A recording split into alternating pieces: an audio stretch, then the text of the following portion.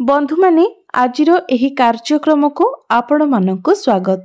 आजिरो एही कार्यक्रमटी बिछा राशिर व्यक्ति विशेष मानक पई बहुत गुरुत्वपूर्ण अटे।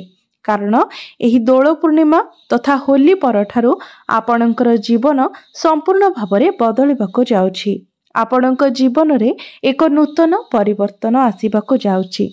कारण होली अर्थात मार्च 15 दिन सूर्य निजर राशि परिवर्तन करने जाउछंती एवं 29 मार्च को शनि मध्य निजर राशि परिवर्तन करने जाउछंती।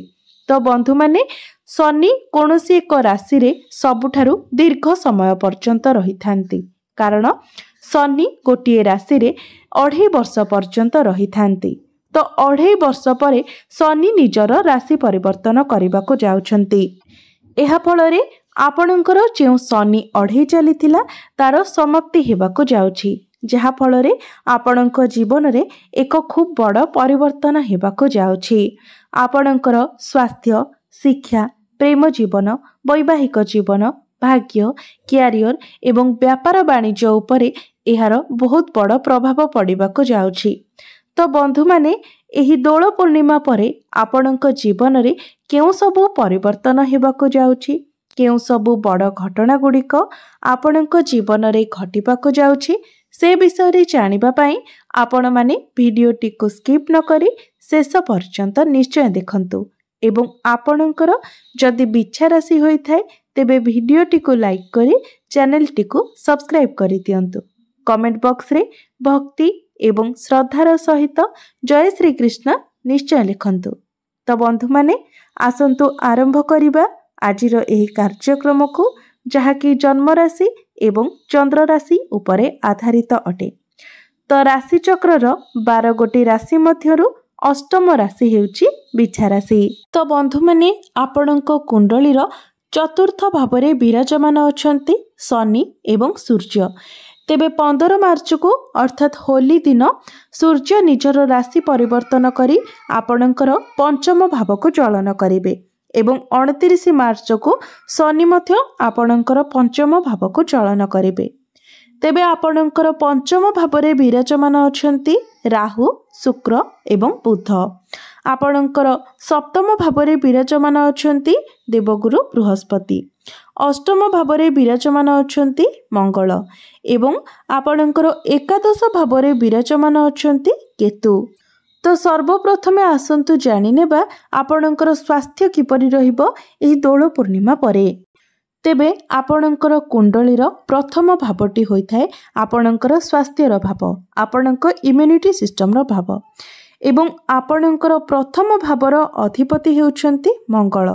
मंगल आपणकर अष्टम भावरे विराजमान अछंती। तेबे बंधु माने कुंडली रे अष्टम भावटी को शुभ बोली माना जाय न थाए। एहा रोगर स्थान, दुष्ट स्थान होइथाय। तेबे एमिति रे कुंडली रे तृतीय, षष्ठ, अष्टम एवं द्वादश एही चारोटी भाव को शुभ स्थान बोली माना जाय न थाए। तो मंगल जेतेबेले आपणकर राशिर अधिपति होई अष्टम भावरे विराजमान अछंती, तो निश्चित भावरे आपणको आपणक स्वास्थ्यर ध्यान रखिबाको पड़िबो। कारण जेतेबेले राशिर अधिपति षष्ठ, अष्टम एवं द्वादश भावरे गोचर करितांती, तो एहार प्रभाव रे आमर इम्यूनिटी सिस्टम डाउन हो जाय थाए, जहा फଳରେ ऋतु परिवर्तन समय आमर स्वास्थ्य शीघ्र खराब हो जाय थाए। ठंडा, काश, ज्वर एसबू शीघ्र हो जाय थाए। तो एही समय आपणको आपणक स्वास्थ्यर ध्यान रखिबार अछि। एबे आसंतु जानिबा विद्यार्थी मानक पई किपरि रहिबो एही दोल पूर्णिमा परर समय। तेबे कुंडलीर पंचम भावटी होइथाय आपणकर शिक्षार भाव। आपणकर पंचम भावर अधिपति हेउछंती देवगुरु बृहस्पति, जे कि आपणकर सप्तम भावरे विराजमान अछंती एवं आपणकर पंचम भावरे विराजमान अछंती बुध, शुक्र एवं राहु। तो शुक्र जेहेतु आपणकर पंचम भावरे उच्चस्थ अछंती, तो से आपणको पाठ पढ़ारे आग को बढ़ाइबे एवं बुध मध्य जेहेतु पंचम भावरे अछंती, तो पाठ पढ़ारे आपणकर मेंटालिटी स्ट्रांग हेबो। आपण बहुत शार्प माइंड रहिबे एवं पाठ पढ़ारे आपण जहा भाबिबे ताको करबाको मध्य चेष्टा करिबे। मात्र राहु मध्य जेहेतु आपणकर पंचम भाव अछंती तो बिना किछि कारण रे ही से आपणको भयभीत कराइबे। आपणको मन को नाना प्रकारर भय आसीबो। तो आपण जहाँ पढ़ुछंती जो लाइन आपण पाठ पढ़ुछंती ताहा आपणको पई ठीक रहइबो ना नाही ताकू नै कि आपण कन्फ्यूज होई जिवे। कारण राहु हेउछंती छाया ग्रह, मुंड विहीन ग्रह, तो से आपणको भ्रमित कराइबे। मात्र शुक्र जेहेतु आपणकर पंचम भाव में उच्चस्थ अछंती तो दोल पूर्णिमा परे जदि आपणकर किछि एग्जाम रहिछि किंबा आपण एडमिशन नेबा पई चाहुछंती तो सेथि पई समय आपणको पई भलो रहिबो। एवं पाठ पढ़ारे आपण जेते पारिबे निजको फोकस करंतु। एणु तेणु कथा प्रति आपण ध्यान दियंतु नाही किंबा मन को कोनोसी प्रकारर खराब चिंताधारा मध्य आनंतु नाही। एबे आसंतु जानिबा आपणकर प्रेम जीवन किपरि रहइबो एही दोल पूर्णिमा परे। तो कुंडलीर पंचम भावटी आपणकर शिक्षार भाव हेबा सहित पंचम भावटी मध्य होइथाय आपणक प्रेम जीवनर भाव। एवं आपणकर पंचम भावर अधिपति गुरु सप्तम स्थान रे विराजमान अछंती एवं आपणकर पंचम भावरे राहु बुध एवं शुक्र विराजमान अछंती। तेबे बंधु माने दोल पूर्णिमा परे आपणकर प्रेम जीवन बहुत भल रहिबो। कारण शुक्र हेउचंती प्रेमर कारक ग्रह एवं शुक्र आपणकर पंचम भावरे उच्चस्थ अछंती। एहा सहित बुध मध्य आपणकर पंचम भावरे अछंती। दुईटी शुभ ग्रह आपणकर पंचम भावरे अछंती जहा फलरे आपणक प्रेम जीवन पई एहा शुभ प्रभाव पकाइबो। आपणक मध्यरे भल पाइबा बढ़िबो। आपणक मध्यरे बुझामणा मध्य ठीक रहिबो। परस्पर मध्यरे आपणकर फीलिंग्स रहिबो। एबे आसंतु जानि नेबा आपणकर वैवाहिक जीवन किपरि रहिबो एही दोल पूर्णिमा परे। तो कुंडलीर सप्तम भावटी होइथाय आपणक वैवाहिक जीवनर भाव। आपणकर सप्तम भावर अधिपति हेउछंती शुक्र जे कि आपणकर पंचम भावरे उच्चस्थ अछंती। एहा व्यतीत आपणकर सप्तम भावरे देवगुरु बृहस्पति अछंती। तो निश्चित भावरे दोल पूर्णिमा परे आपणकर वैवाहिक जीवन बहुत भल रहिबो। आपणक मध्यरे कोनोसी भी समस्या देखा जाउ नाही। एपरिकी पूर्वर जदि आपणकर वैवाहिक जीवन रे किछि समस्या लागि रहिथिला तेबे ताहा मध्य समाधान होइजिबो। तो दोल पूर्णिमा परे आपणकर वैवाहिक जीवन बहुत भल रहिबो। जदि भाग्य कथा हेबा तो कुंडलीर नवम भावटी होइथाय आपणकर भाग्यर भाव। आपणकर नवम भाव अर्थात भाग्य भावर अधिपति हेउछंती चंद्रमा जे कि प्रति 2 दिन रे निजर राशि परिवर्तन करिथांती। तेबे आपणकर राशिर अधिपति मंगल आपणकर अष्टम भावरे दुर्बल स्थिति रे अछंती। मात्र सूर्य एवं गुरु बहुत भल स्थिति रे अछंती। तेबे सूर्य 15 मार्च को आपणकर पंचम भाव को जेतेबेले चाली आसीबे सेतेबेले राहुको सहित सूर्य विराजमान हेबे जहा फल रे ग्रहण मध्य लागिबो। तो मार्च मासटी अर्थात दोल पूर्णिमा परे आपनको सेतेटा आपणकर भाग्यर साथ मिली न पारे। तेणु आपण जदि किछि बड़ कार्य करिबा पई चाहुछंती तो आपण जदि मार्च मासटी को स्किप करि दियंती तो आपणको पई भलो रहिबो। जेतेबेले आपणकर राशिर अधिपति मंगल आपणकर नवम भाव को चली आसीबे सेतेबेले आपणकर भाग्य दृष्टिरो समय आपणको पई भलो रहिबो। सेतेबेले आपण कोनोसी बड़ डिसिजन नै पारिबे किबा बड़ कार्य कले सेथिरे आपणको सफलता मिलिबो। तेबे आपण जदि कोनोसी शुभ मांगलिक कार्य करिबा पई चाहुछंती तो आपण करि पारिबे। कारण गुरु आपणकर सप्तम स्थान रे बहुत भलो स्थिति रे अछंती। तेबे बंधु माने आपणको पई सबुठारो बड़ कथा हेउछि जे 29 मार्च को आपणकर शनि अढेईर समाप्ति हेबाको जाउछि।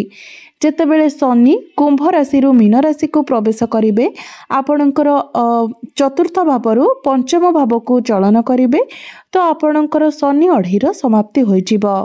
तो आपणकर सबुठारो बड़ फायदा एवं सबुठारो बड़ परिवर्तन हेउछि आपणको मनर परिवर्तन। कारण शनि अढेई समय आपण बहुत ओभर थिंकिंग करुथिले, बहुत दुश्चिंतारे थिले, अनेक प्रकारर नेगेटिव चिंताधारा आपणकर मन भितरे थिला। आपणको उपरे बहुत अधिक रेस्पॉन्सिबिलिटी रहुथिला, कार्यभार अधिक रहुथिला। परिवार हेउ किंबा क्यारियर हेउ सबुथिरे आपणको उपरे अधिक रेस्पॉन्सिबिलिटी रहुथिला। तेबे शनि अढ़ेई जेतेबेले समाप्त होइजिबो ए सबु क्षेत्र रे आपण पॉजिटिव चेंजेस देखिबा को पाइबे। धीरे धीरे आपण ए सबुरु बाहर को आसीबे। एहा व्यतीत शनि आपणकर चतुर्थ भावरे रही आपणकर दशम भाव को दृष्टि देउथिले। मात्र शनि जेतेबेले पंचम भाव को चली आसीबे तो शनिंकर दृष्टि आपणकर दशम भावरु हटिजिबो। जहा फल रे क्यारियर रे जदि आपणकर कहा सहित बारंबार मतभेद हेउथिला किबा कहा सहित जदि आपणकर युक्तितर्क हेउथिला सेथिरे मध्य आपण भल परिवर्तन देखिबाकू पाइबे। धीरे धीरे आपणकर परिवेश आपणकर अनुकूल हेबाकू लागिबो। तो जो मानक निकट रे कोनसी चाकरी बाकरी नाही तेबे दोल पूर्णिमा परे आपणकू चाकरी मिलिबार बहुत अधिक संभावना रहुछि। सेथिपाई आपण निजर चेष्टा जारी रखंतु। दोल पूर्णिमा परे क्यारियर रे आपणकर प्रमोशन होई पारे। एहा व्यतीत आपणकर इनकम रे मध्य ग्रोथ आसीबो। किछि ना किछि बेटरमेंट निश्चित भाबरे आपणकर क्यारियर रे हेबो। क्यारियर रे आपणको किछि अचीवमेंट मिली पारे, मान सम्मान मिली पारे। तो दोल पूर्णिमा परे आपणकर क्यारियर बहुत भलो रहिबो। जो माने बिजनेस करूछंती तो सेमानको पाई मध्य दोल पूर्णिमा परर समय बहुत ही भलो रहिबो। आपणकर डेली इनकम बढ़िबो। बिजनेस रे आपण उन्नति करिवे। आपणकर बिजनेस मध्य आगको बढ़िबो। शुक्र एवं बुधंकर दृष्टि मध्य आपणकर लाभ स्थान उपरे रहुछि। तो बिजनेस रे आपणकर लाभ मध्य हेबो। एहा व्यतीत जदि एही दोल पूर्णिमा परे आपण कोनोसी बिजनेस रो नुवा बिजनेस रो स्टार्ट करिवा पई चाहुछंती तो सेथि पई मध्य समय बहुत भलो रहिबो। तो एबे आसंतु जानि नेबा किछि प्रतिकार विषय रे। जो प्रतिकार गुड़िक करिबा द्वारा आपणकर जहाँ भी किछि अशुभत्व रहुछि से सब खंडन हेबो एवं आपणको अधिक शुभ फल प्राप्ति होई पारिबो। सेथिपाई प्रत्येक दिन आपण हनुमान चालीसार पाठ करंतु। प्रत्येक दिन मंगलंकर बीज मंत्र मध्य 108 थर जप करंतु। प्रत्येक दिन आपण उदित सूर्य को तंबा पात्र रे जलार्घ्य अर्पण करंतु एवं प्रत्येक दिन संध्या समय आपण चंद्रमांकर बीज मंत्र मध्य 108 थर जप करंतु। तेबे बंधु माने आपणकर जीवन मंगलमय हेउ एहा ही ईश्वरंक निकटरे मोर प्रार्थना। धन्यवाद।